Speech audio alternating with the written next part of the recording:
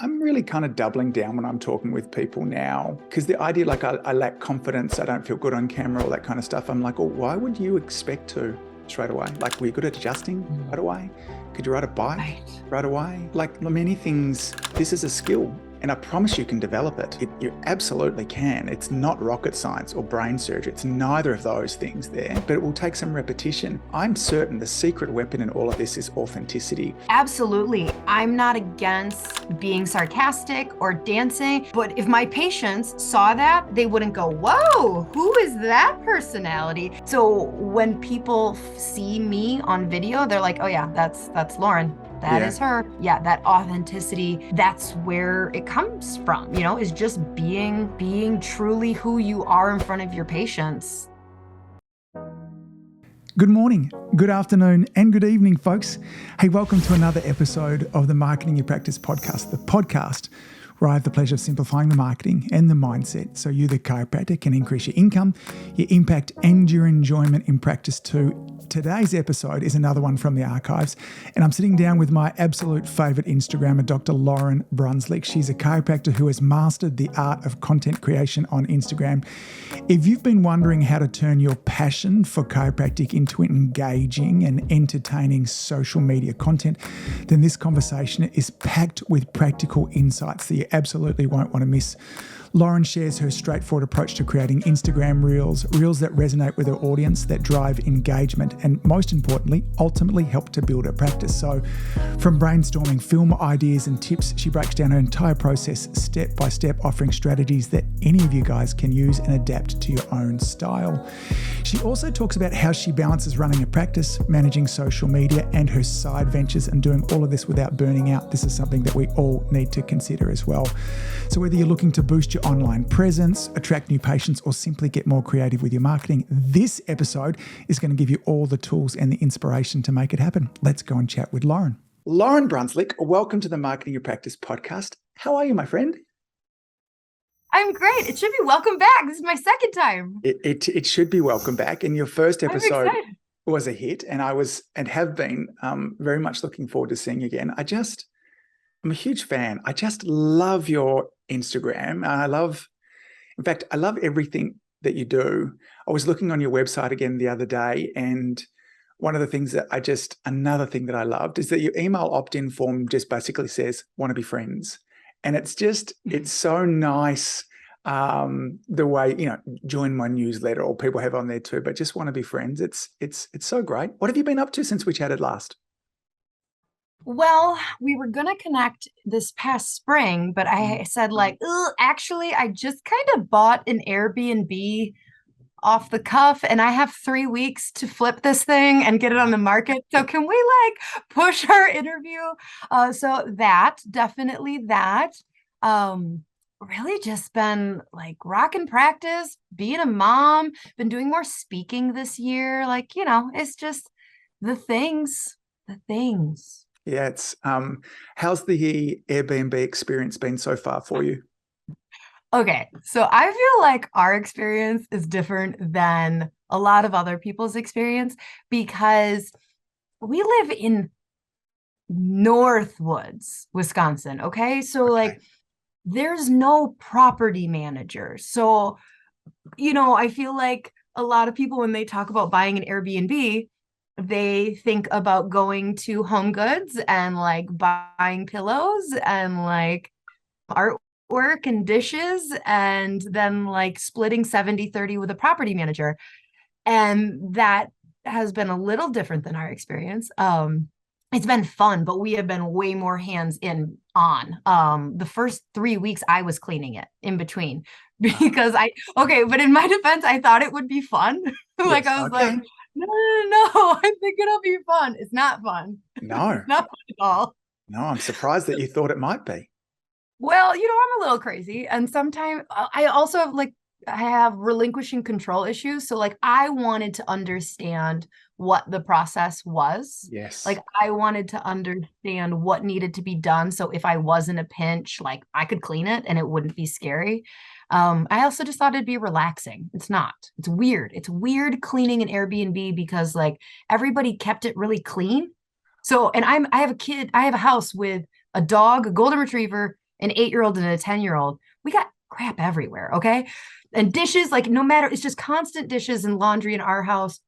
You walk into this Airbnb and 9 times out of 10, it would be cleaner before I needed to start cleaning it than my actual house was. So you're like dusting things and sanitizing things that are already clean. It's weird. It's very weird. I don't recommend quitting chiropractic to become a Airbnb house cleaner. Yeah, good. Okay, thank you. Well, I can tick that one off now.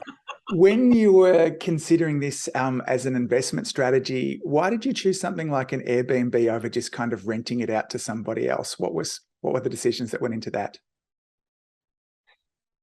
So you mean a long-term rental versus short-term rental? Yeah, I guess you have the stability of some person that's going to sign over here in Australia, it's typically a 12-month contract and you don't have to do all those other bits and pieces, but then you have the slightly higher return, or not slightly, but often very high return, but the unpredictability of, the variance of tenants.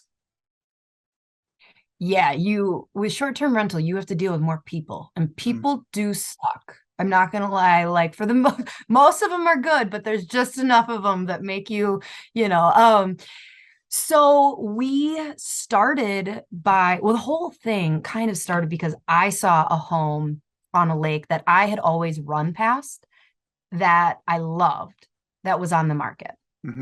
And it's on the lake.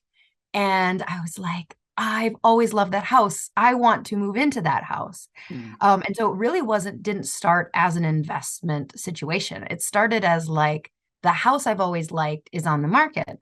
And so then my husband, Kirby, was like, well, I was really planning on instead of buying, like just leveling up our house, buying something that we could enjoy, but that we could financially benefit from. And so that's why we decided to buy a lake home near us that we could block it off for a week here or there in the summer that we could enjoy. We could still enjoy it yet. And also just the amount that you can make on the short-term rental was appealing. Yeah. So. And have you found a property manager now? No, it's my husband. Right. Excellent. Kirby. And can you trust him? I mean, I hope so, but he's very techie, but like he's not very good at like mechanical stuff. So like I love it. So if the water heater goes out, he's like, okay, I can watch YouTube. This is fine. Yes. And how's his customer service? I know we've been staying in Airbnbs forever and love it. And there's something about that amazing host that's just, here's the coffee shop, do this, go there. Anytime you call them, they're so happy to hear from you. It really makes the experience there too. Is Kirby one of those, or is that your role? Definitely. So we actually both share.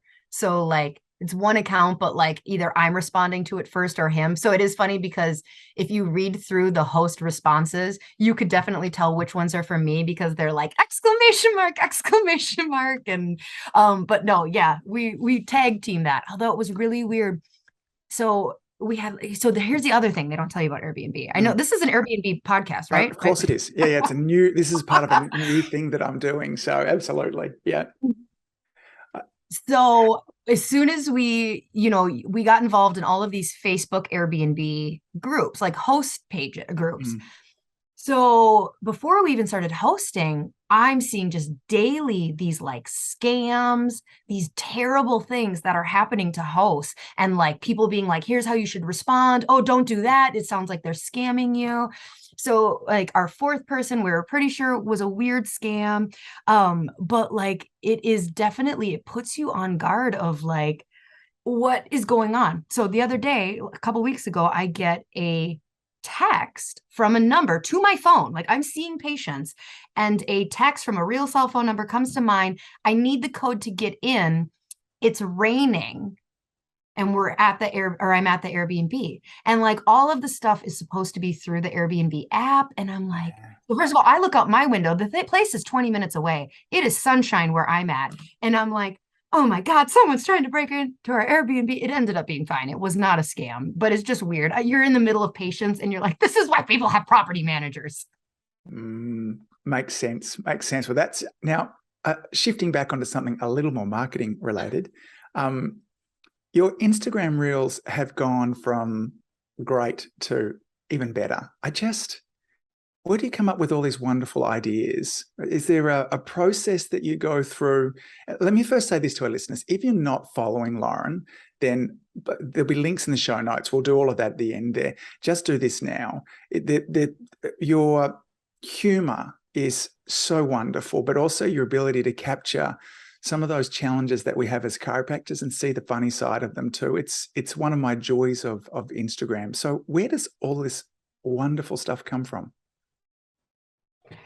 It probably comes from the things I can't say to patients. Yes. When that stuff comes up. So, I'm still very active in my practice. And so I am just in it. And so there are these just things that happen. And I'm just like, oh my gosh, are you serious? I think my brain just views things in a funny way. Like, I'm a very cynical person. So like in my brain, I've got like all this sarcasm and wit or like that wants to come out. So, like yesterday I had a patient, her daughter lay down and she said, "Careful, my arm's sore. I just got my shot." And like, I just looked at my associate and just like all the things that were going through my brain of what I wanted to say. And I'm just like, no, not going to say any of that out loud. So I think that's kind of what it is during practice, I'm really forced to be more professional and say the right things. And then I get to have this like behind the scenes humor with other chiropractors, but from a learning experience. Do any of your patients follow your account? Do they get on it? Yes. And yes, that's one of my thoughts there too. I went, oh, like hilarious for us as chiropractors, but I'm like, I wonder how many of Lauryn's patients follow this as well. And what do they say? So usually, to date, I have not had a single patient break up with me because of she slays the day. That it's not to say it hasn't happened. But most of the people who I find out follow me or listen to the podcast, they identify, because a lot of what I talk about are, patients who are self-adjusting themselves or like talk about coming when they want or, so most of the patients who follow are like the people who come weekly. They know what I believe in chiropractic and they're doing that. So they feel kind of almost on the inside with me. From a point of view, I mean, it almost draws a real line in the sand. And one of those things that we often kind of talk about in building a tribe is that you have to know who the enemy is, for lack of a better word, there too. And it does that nicely. And none of what you say is ever mean or nasty or malicious or anything like that. And so I don't think it would be, but if you were one of those patients that did happen to manage your health in that way, it probably helps to make it self-selective as well, which is not a bad thing as well. Tell me a little bit about the process when you have an idea that is, or that would be a great idea, because you match it so beautifully with text and the whole thing through there too. Is there a bit of a workflow that you go through? Do you go looking for what's kind of trending at the moment? Do you save things? Yes. So there's a couple different avenues. So like I don't have like one very rigid. So sometimes I have a really good idea. I had an interaction that happened that I was like, oh, it would be really funny if I had like somebody play the patient, and this was the scenario. And then I will go to Reels just looking for an audio that I can make work. Other times there will be an audio that is just so funny.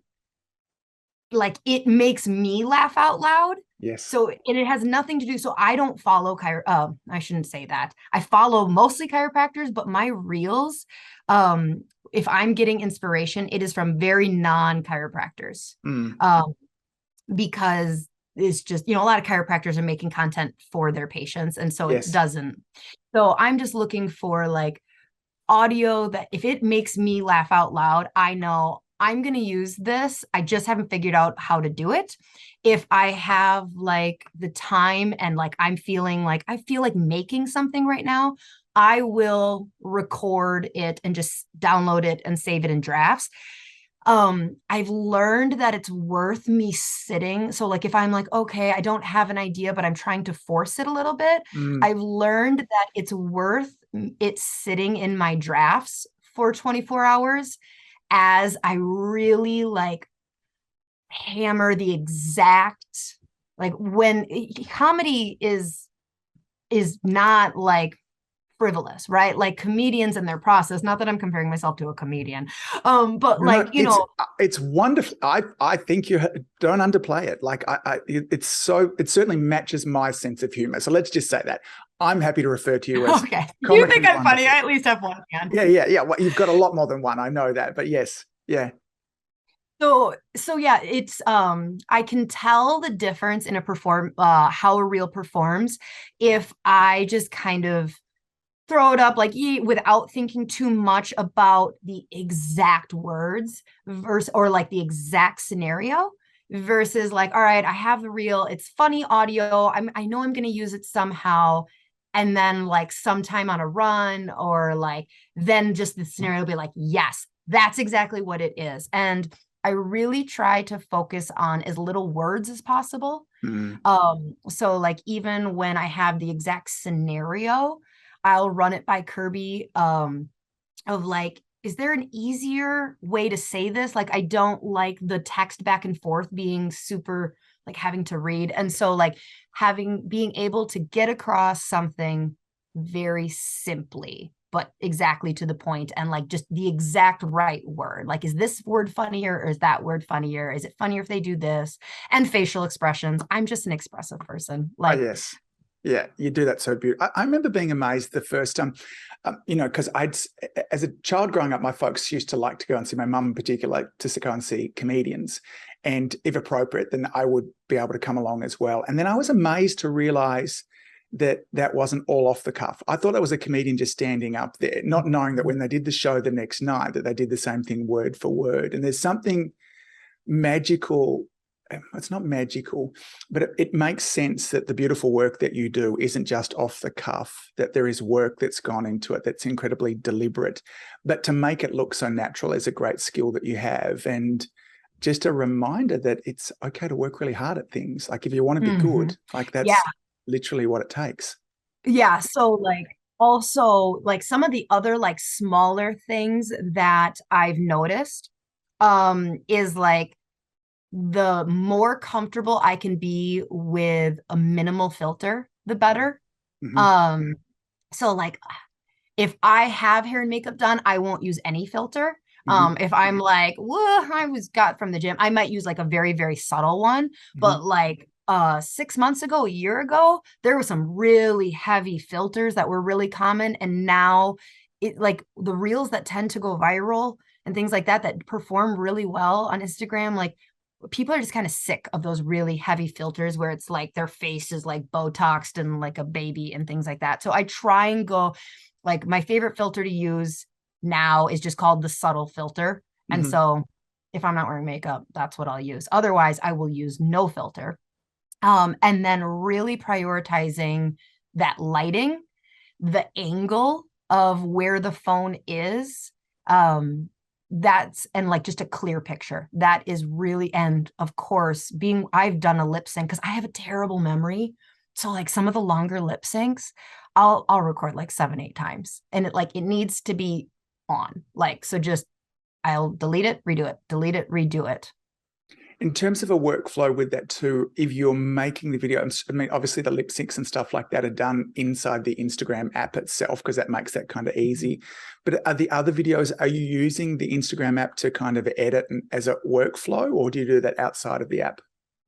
So the app has gotten, so it depends. Most of the time I do it in the app because a lot of our reels or my reels are easy enough to do that. And Instagram has gotten better that it's okay. Like I still don't feel safe. So I'm constantly downloading my progress. So if I have like 4 cut shots that are going to happen in a reel, if I nail the first one, I'll download that. Yes. And then when I add the second one, if I'm like, okay, half of this reel is done and it's perfect, I download that.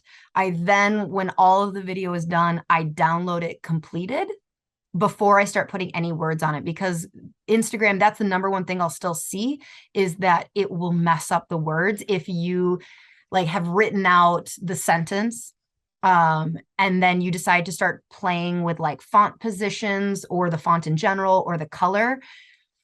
And there's just certain fonts within Instagram that like 9 times out of 10 when I post, I don't know why, it hates me and it messes up the words. So like I've really stuck to like certain fonts.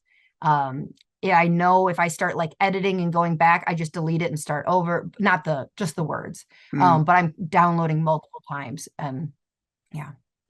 If you have an idea that's relatively straightforward, from inspiration through to post time, what is the turnaround for that? 5 minutes. Yeah, okay. It can be as quick as that. Oh, absolutely. Absolutely.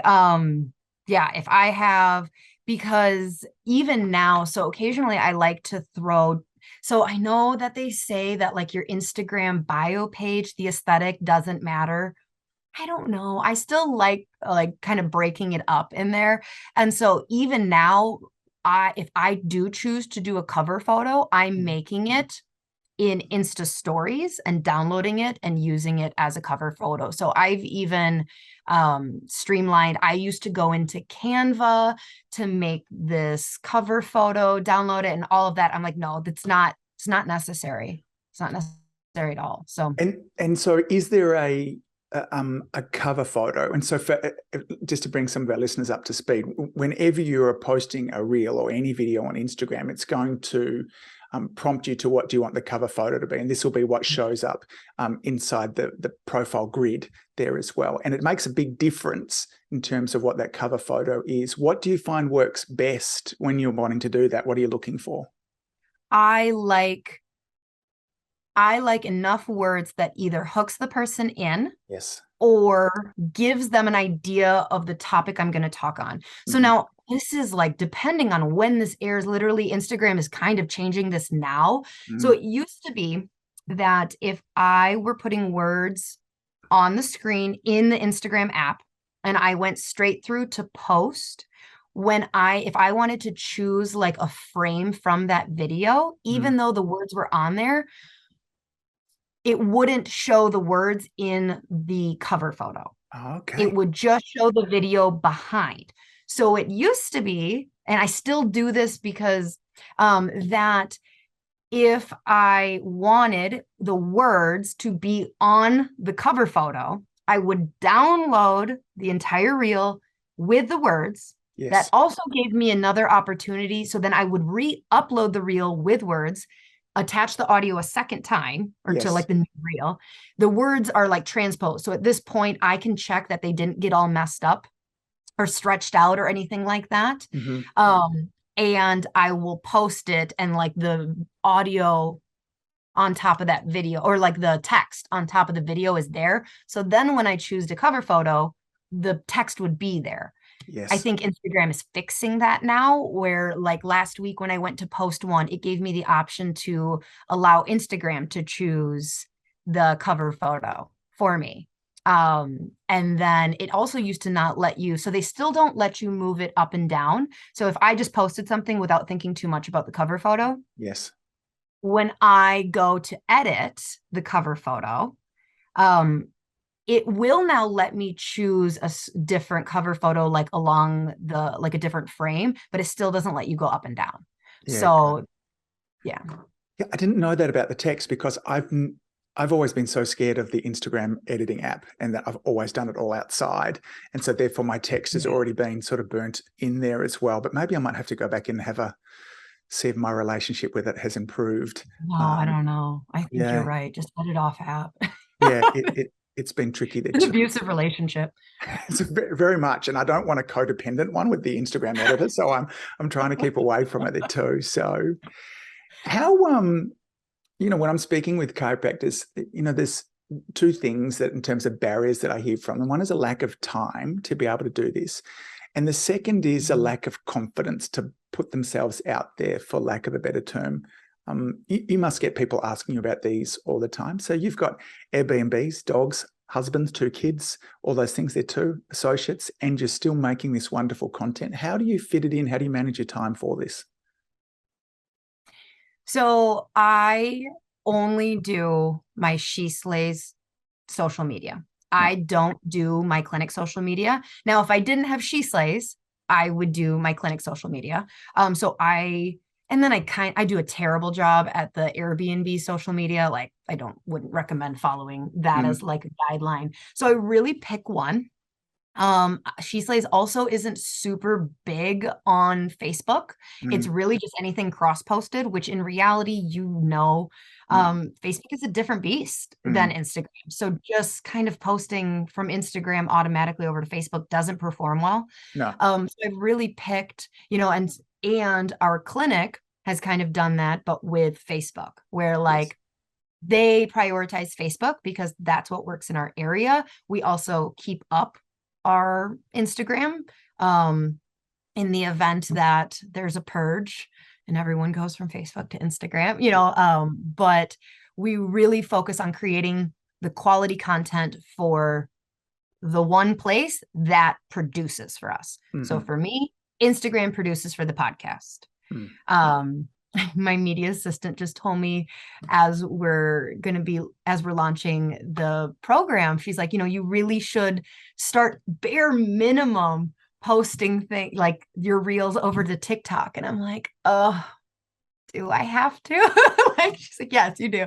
But even then it's like, so Facebook is for that. And then I have somebody else managing the clinic because I don't feel like I have the bandwidth to do 2 different social medias. Yes. And not burn out. Like I like it from a creative standpoint. I also have, as far as the confidence goes, I had to get over hearing my voice. That's a big thing is people like, although most of my stuff on Instagram isn't my own voice anyways, but like, I had to get over hearing my own voice 185 episodes ago, so that is gone. And I don't rewatch stuff. Like really, I post it and forget it. Even when I used to do coffee chats on Friday on Facebook Live for our clinic, I would show up in a top knot and like sweatshirt, and those would perform great, really great. So it's nice that, I've been showing up to the camera for long enough that I know like, oh, that actually does really well when I show up that way. One thing that never performs well is bad lighting, but like sweatshirt and top, that can work really well. So that's given me the confidence of just the time or the like over time, just sharing loads and loads of content and being like, that worked, that didn't work. And not stressing too much about that didn't work. I'm really kind of doubling down when I'm talking with people now, because the idea, like I lack confidence, I don't feel good on camera, all that kind of stuff. I'm like, well, why would you expect to straight away? Like, were you good at adjusting right away? Could you ride a bike right away? Like what? Like many things. This is a skill, and I promise you can develop it. Like you absolutely can. It's not rocket science or brain surgery. It's neither of those things there, but it will take some repetition. But what you have going for you, and you've touched on this a couple of times, because I'm certain the secret weapon in all of this is authenticity. And I think that's why you have done so well. I don't know, but I get the sense that there's probably not a lot of difference in Lauryn, how she shows up with her reels to how like front and behind stage, that this lovely, vivacious, fun person through there too, of ups and downs and passion, all that kind of stuff there too. And so authenticity is where it's at, hence that less filters, the top knot, the sweatshirt, all that kind of stuff there too. So just be you, and most people are very good at that. Oh, absolutely. It's like, I'm not against being sarcastic or dancing or whatever, but if my patients saw that, they wouldn't go, whoa, who is that personality? Like, even though I say I keep a lot of stuff in my head, believe me, I don't think I do as good of a job as I think I do in the clinic. So when people see me on video, they're like, oh yeah, that's Lauryn. That is her. And so like, yeah, that authenticity, that's where it comes from, is just being truly who you are in front of your patients there and not trying to be someone else. Yeah, I love it. There's an audience for everybody. You have a new project that you have been whittling away at for the last 3 years that you're releasing in December.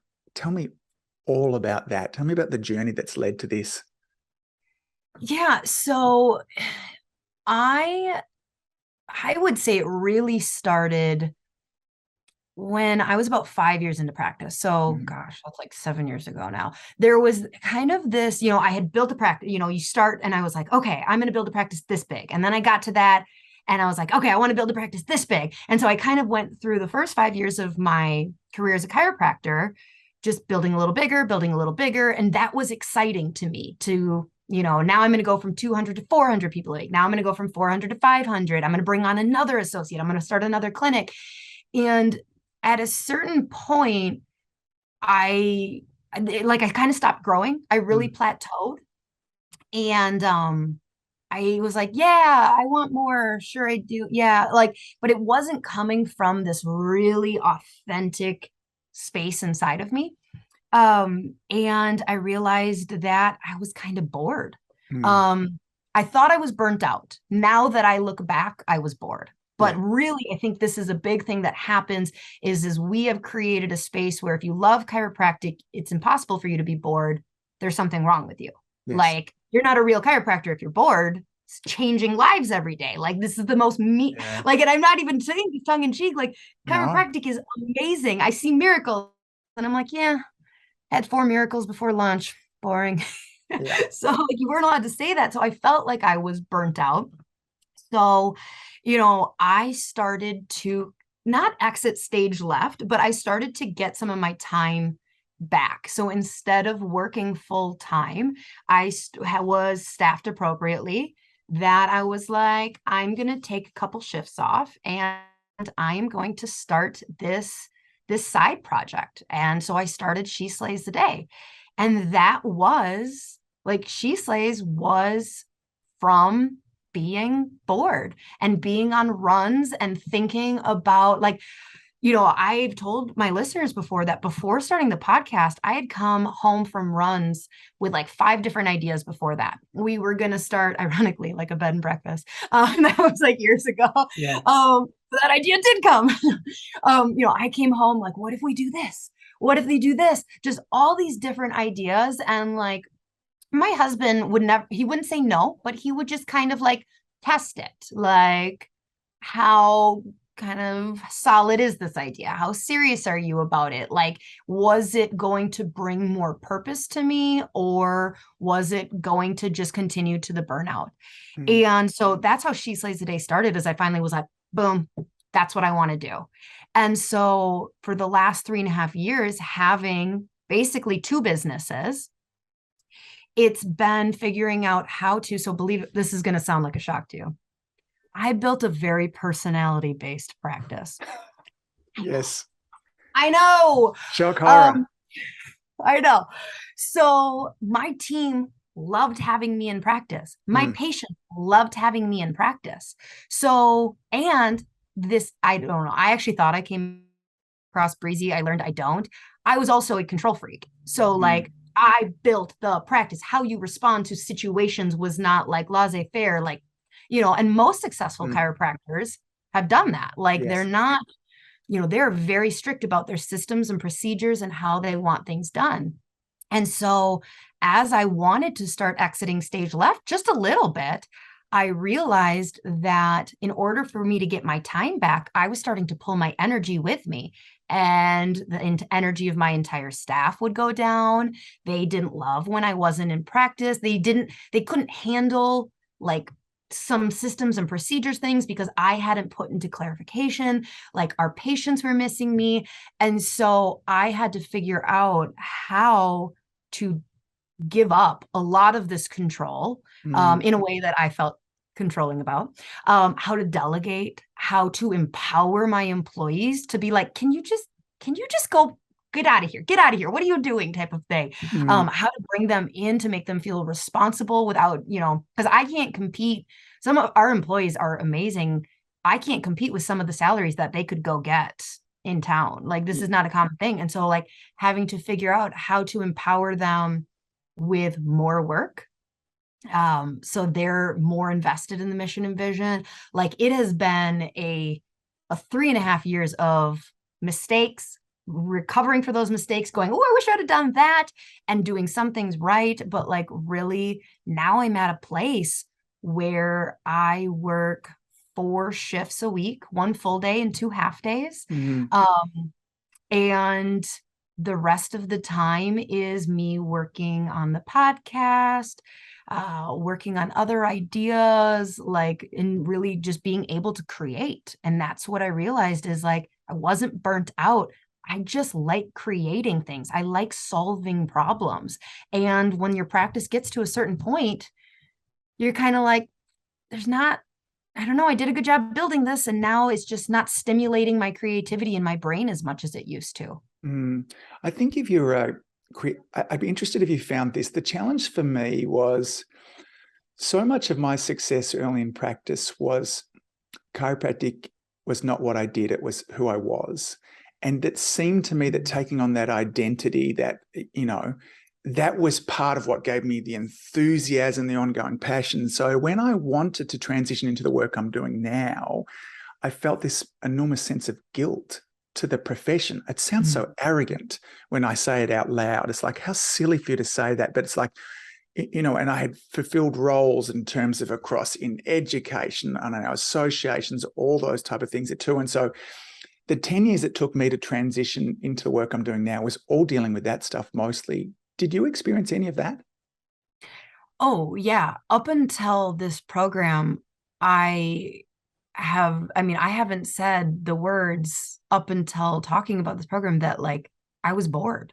Yeah. Because again, like, you're not, I think part of the problem is that within chiropractic, and it's changing.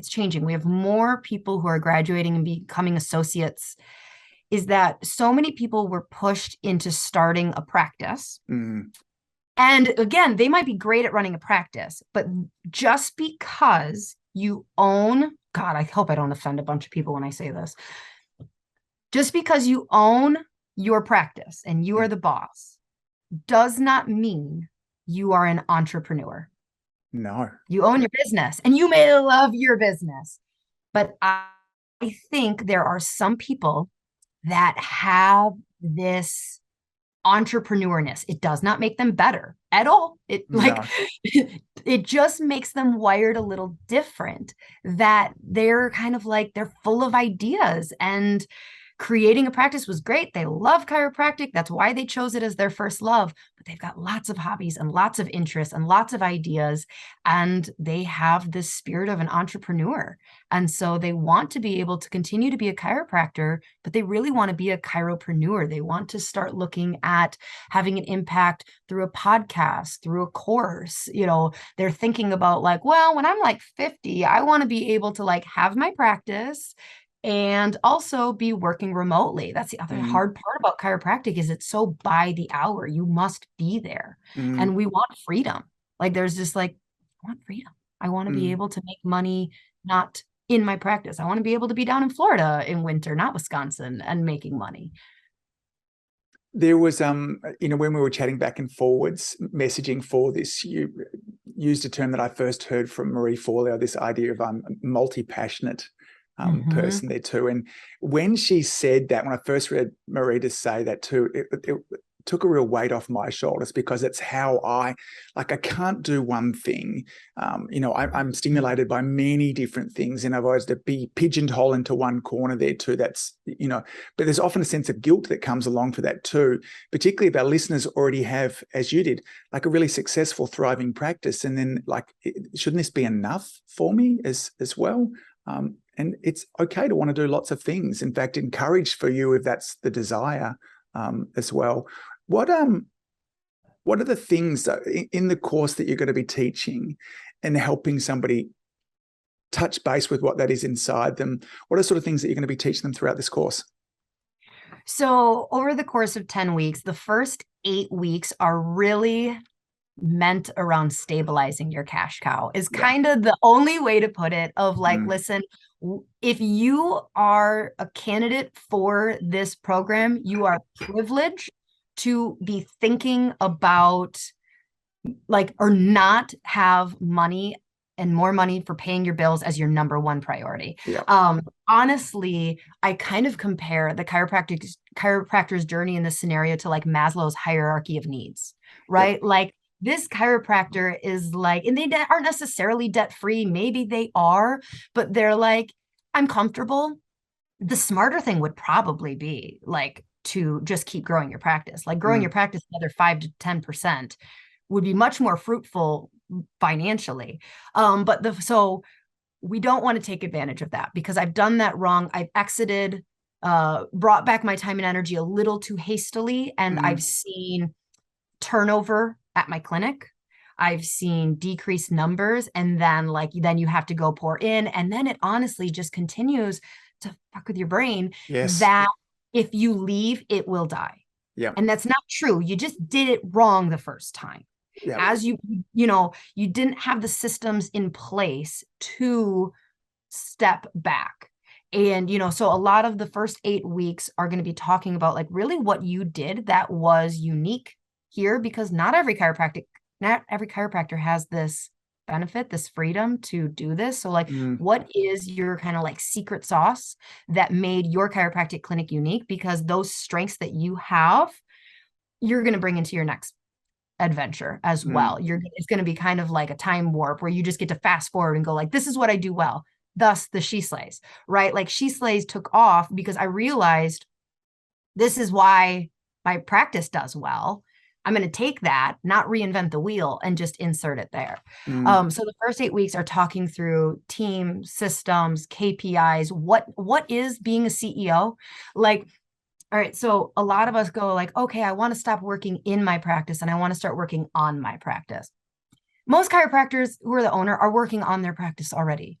They're doing payroll. They're working on their practice an exhausting amount. This is teaching them how to work over their practice.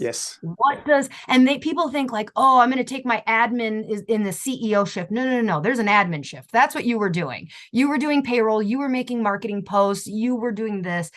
The difference of stepping into the leader, the CEO, it does allow you to get a lot of your energy back. It's almost like, I almost feel guilty how little I have to do to keep the wheels turning there now.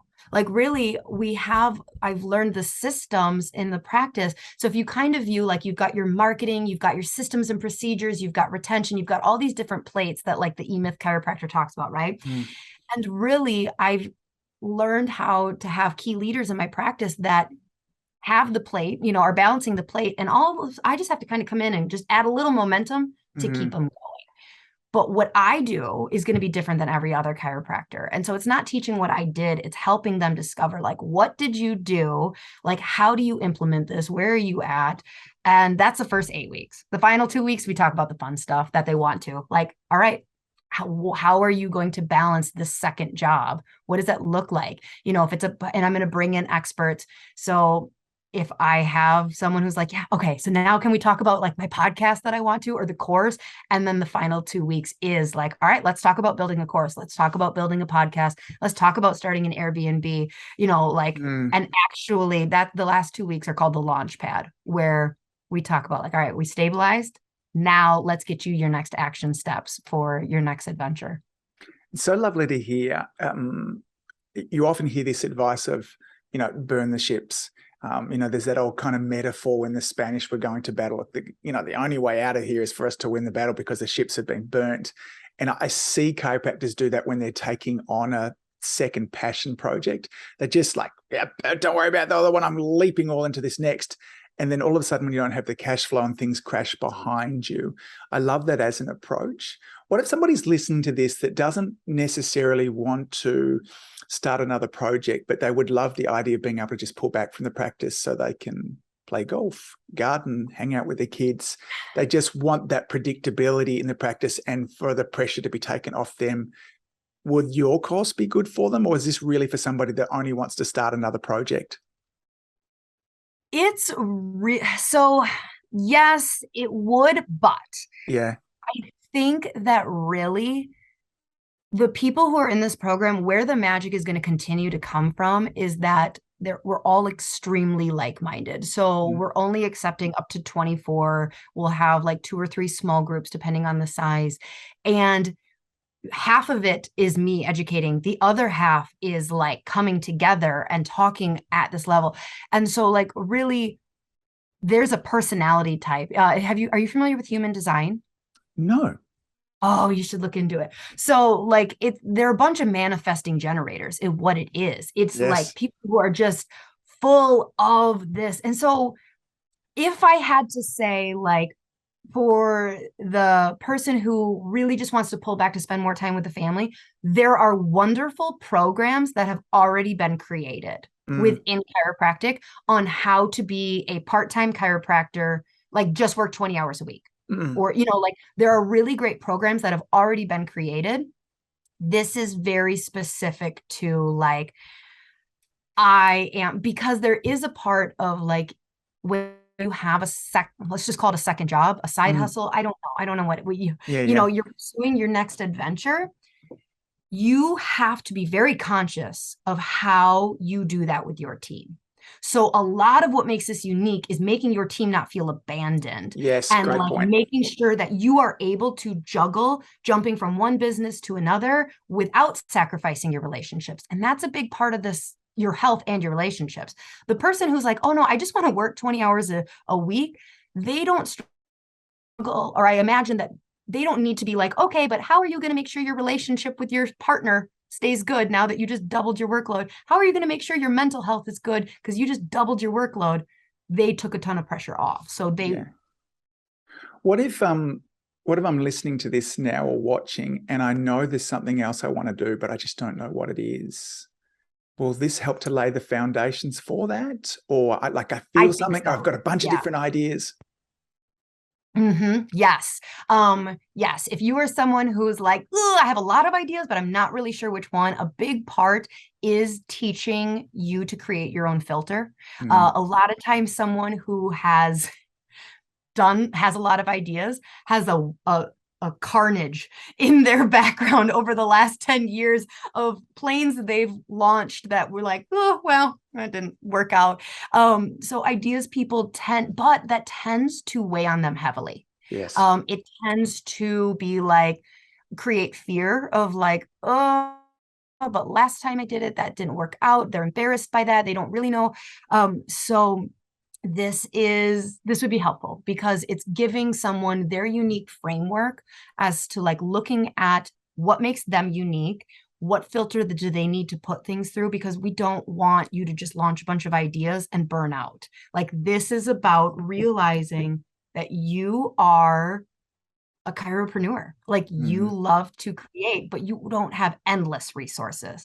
And so going like, all right, take these next step wisely. Think about this, running it through the checklist of like, does this fit with what you're envisioning? Does this fit with your current reality of life? Are you staffed appropriately? All of that. Yeah. Tell me about human design. Yeah, I was intrigued by that. I think last time we spoke a little Enneagram stuff. But tell me about Enneagram is still my first love. Right. Okay. But being that you're multi-passionate, human design can sneak in there as well. Yeah. So, okay, this is totally my personality. I haven't taken the official test of human design. I just saw an article or like somebody posted something. It came up like multiple times while I was interviewing people where they said like, well, I'm a manifesting generator. And I was like, this term keeps coming up. Right. And so I looked it up, and a manifesting generator is basically, it's what Marie Forleo is talking about. They're multi-passionate. They can often be perceived as not being able to multitask, being very scatterbrained ADHD, but really it's just their brain is just generating, they react to their environment very quickly with like this gut feeling. So they're very passionate and full of ideas, and they're about like 32% of the population apparently. Got it. Well, it looks like I've got some, So I don't know the other design types because I was like, that's me, nailed it. I don't need to know anything about anybody else. Well, it seems that perfect because it's like, I'm on to it. I've learned it next. I don't need to learn the whole kind of thing there too. So that sounds I don't need to know what anybody else is. I got mine. I'm good. Yeah. I'm thrilled for you, Lauren. I can't wait to see how this unfolds. The work that you do that I have been able to witness is brilliant. And it doesn't surprise me the depth of thought that goes into your reels. And I know the depth of thought that will go into this. And, I would encourage anybody that's watching and listening to this, that if your heart is opening up and calling with this too, then follow through. So how do people find out more about the course? When does it launch? How do they apply for a spot? So it will be available to the wait list from December 2nd to December 4th. So the wait list will get the exclusive bottom price, obviously. So then December 4th is when we'll start like advertising, going public. And it will start with a phone call with me because honestly, like I said, it is a small group. This is the first time we're doing it. And so maybe in the future we can allow more people, but really I want to be intimately involved with every single person, helping transition them, because this is meaningful stuff. This is their baby. This is their clinic. I don't want them to fuck it up. So I really want to make sure that I am doing them justice and being really, really involved. So we're keeping it small. But there'll be a phone call, just a small phone call to make sure, like, are they right? Because I also don't want any Debbie Downers in the program. Nobody wants that. I'll be like, listen, you're not a manifesting generator. Get out of my club. No, I'm just kidding. Just kidding. No, exclusive. I'll make it seem like it's their idea. Yeah. No, honestly, we're going to hit the ground running. So this isn't for, this isn't necessarily for someone who doesn't have, maybe they desperately need an associate, but like really they probably have at least one associate. They might need a second one. They might still need to hire more or things like that. But like this is not for the startup. This is for somebody who's like, no, I don't need you how to teach me how to like do a day one. We're not like, basically you are at a certain level of success in your practice where you're like, I've done the programs. I'm very confident in my new patient phone call and things like that. I feel good. Now, this is what I need. So we're really going to jump into that. So if I had someone who was like going to be asking questions about like marketing calendars and things like that, I'd be like, oh, there are great programs. This one's not going to answer those questions. Yeah, I love it. That's nice. And then to get on the wait list for that, where's the best spot for them to go? I will have a link for you. So the link will be included in this, I guess. Well, we'll have it in the show notes, folks. You won't remember in the show notes. So it'll be there. Well, I'm thrilled what is coming next. I can't wait to kind of witness and see what's happening there too. Thank you for just all that you do, and the light and the humor that you bring to Instagram, and then the depth of thought that you bring to the work that you do with this as well. I wish you all the best for it. I'm certain it'll be a wonderful success as well. Thanks for chatting, and I look forward to perhaps a round 3 next year to see how that first class goes. Sounds good. Maybe I'll have a property manager by then too. Yes. I'll probably have started like 4 more businesses. Let's be honest. Yes. Or maybe you need to start a property manager business. That's what you need to do. There's a hole in the market there. So I started a boat business. So Really? like after the Airbnb, we started a boat business because we realized the lake we were on doesn't rent boats. So yeah, too many businesses. Love it. I love it. You're definitely a manifesting generator there too. Lauren, thank you for being so goddamn wonderful. I look forward to chatting again real soon. Thank you so much. If you've enjoyed listening to this podcast, you have to come and check out my Community Influencer program. It's my monthly coaching program where we take all this material and I'll work with you to help you apply it, implement it, and systemize it. The Community Influencer Group Coaching Program is designed to help you increase your practice income, impact, and enjoyment. Join me over at anguspyke.com/join. That's anguspyke.com/join. I'd love to see you there.